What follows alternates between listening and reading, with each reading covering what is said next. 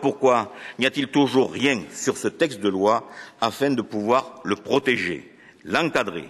Je ne peux pas laisser sous silence les importations massives, sans contrainte particulière. Ceci apparaît comme un paradoxe par rapport au rapport que vous nous présentez et à la production de PGM sur le territoire. Que comptez-vous faire?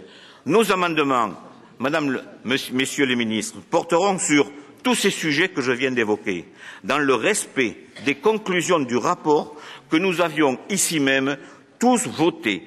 Nos amendements, nos propositions ne sont le fruit que du rapport que nous avons fait conjointement et voté ici, dans cette même Assemblée. Il n'y a rien de nouveau et rien qui différencie ce que nous considérons comme étant une prudence.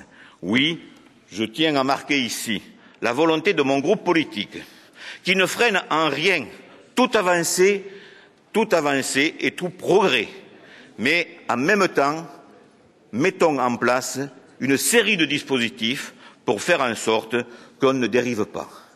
Si ces amendements essentiels n'étaient pas votés ou ne se retrouvaient pas dans le texte de loi, nous serions amenés effectivement à ne pas voter le texte, lesquels je vous les présenterai le moment venu, Madame, Monsieur le Ministre.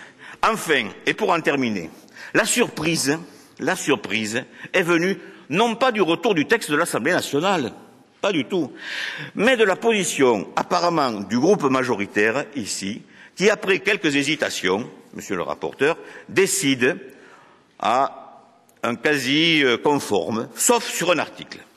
Et pas le moindre, celui par qui est arrivé le tremblement.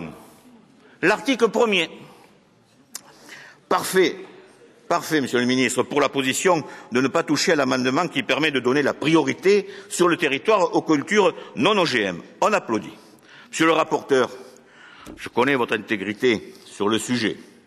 Madame, Messieurs les ministres, j'espère qu'il ne s'agit pas là d'une manipulation d'un gène extérieur avec votre amendement pour provoquer un retour à l'Assemblée nationale du seul article 1er et là, éventuellement, ce serait pour faciliter la suppression de cet amendement, de l'amendement 252. Ne vous énervez pas. En deuxième... Ne vous énervez pas. Moi, je croyais que mon collègue Braille s'était endormi. Non, tu me rassures. Merci.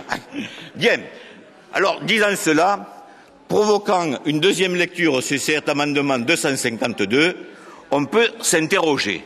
Mais au vu des remarques que vous faites, et les uns et les autres, je n'ose imaginer ce qui apparaîtrait bien sûr comme une hypocrisie. Ici, on est entre nous, on peut se le dire discrètement.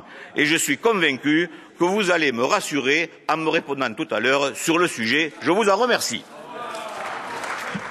Très bien. C'est bien, pasteur.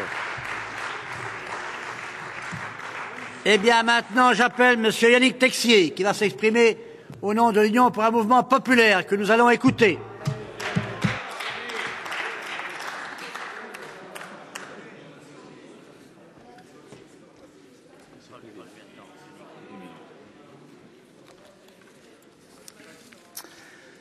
Monsieur le Président, Monsieur le Ministre d'État, Monsieur le Ministre, Madame le Ministre, mes chers collègues, nous abordons cet après-midi la deuxième lecture du projet de loi relatif aux organismes génétiquement modifiés. Sur ce sujet complexe, nous sommes nombreux, en particulier sur les bancs du groupe UMP, à plaider depuis longtemps pour plus de débats, plus de transparence et plus de connaissances. Telle est en effet la logique que nous avons toujours défendue sur les OGM et à laquelle nous entendons nous tenir. Au-delà de la polémique et de la confusion qui dépasse parfois ce que devrait être un débat raisonné et raisonnable, est-il lieu dans notre enceinte ou à l'extérieur?